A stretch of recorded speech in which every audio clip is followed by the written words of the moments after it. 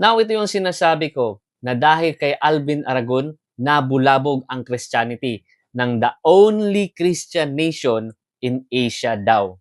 Marami ng tao ang curious at tong taong ito, hindi daw siya naniniwala na may impyerno. Watch this video. Totoo ba talaga yung impyerno or yung concept ng impyerno?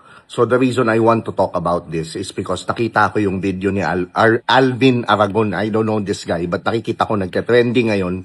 And hindi sana ako mag-react, but sa nakita ko, kailangan ko yatang mag-react. Anyways, para sa akin kasi, again, before I talk, these are all my truths. Whatever your truth is, whatever you believe in, whatever your religion, I respect you. Know that I respect you, but I will just state my own truth or my own opinion on this particular matter. So basically, para sa akin kasi, hell isn't real. Why? Let me explain bago ka magalit. Okay. So napakasimple. Let's put it in a logical perspective. Halimbawa, ikaw may anak ka. Yung anak mo sobrang karumal-dumal ang mga gawain sa buhay. Okay, anak mo siya.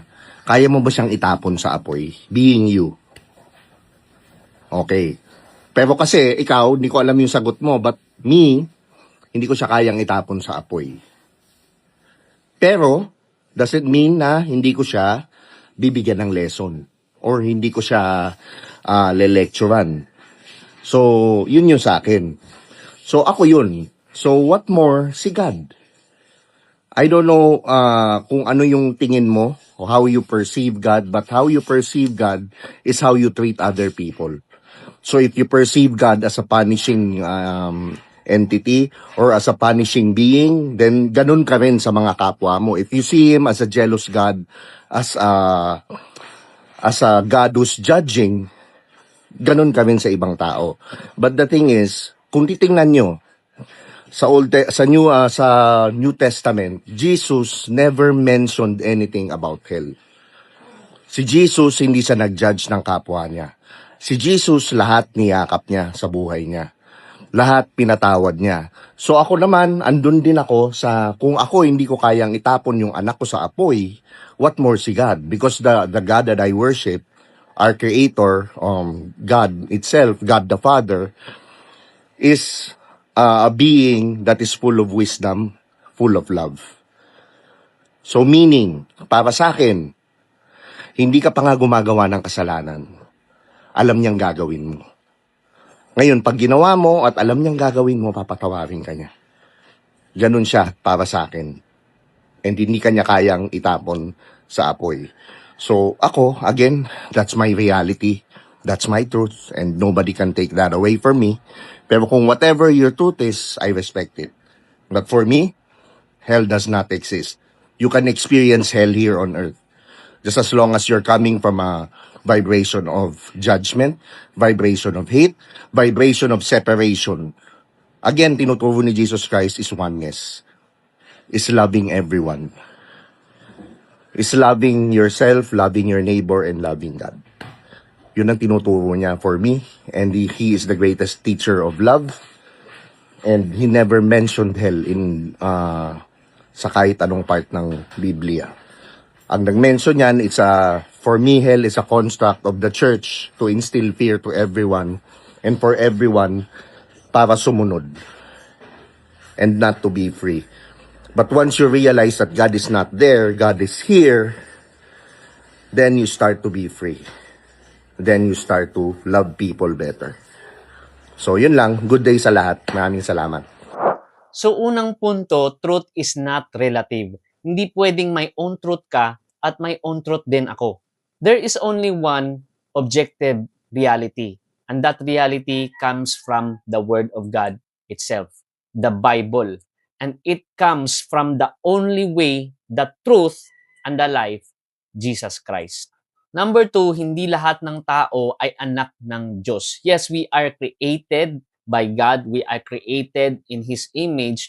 Pero napaka-clear sa John 8 verse 44, when Jesus talked sa mga Pariseo, sinabi niya, you are sons of the devil.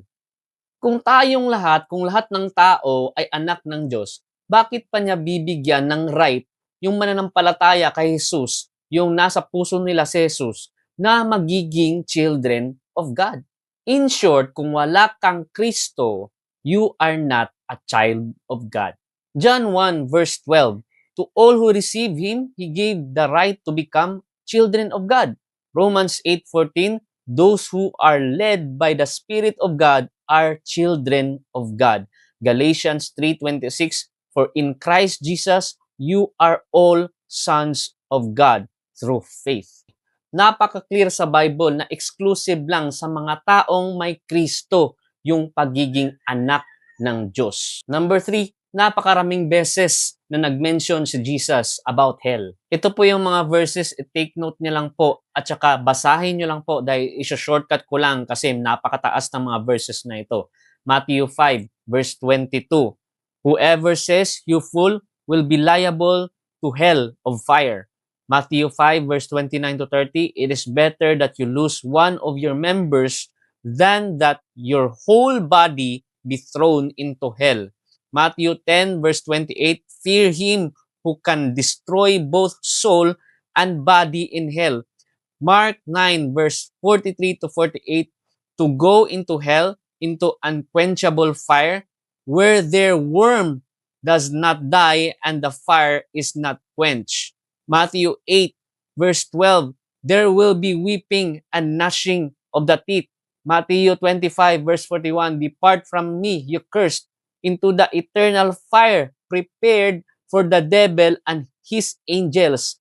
Matthew 25 verse 46, this will go away into eternal punishment, but the righteous into eternal life.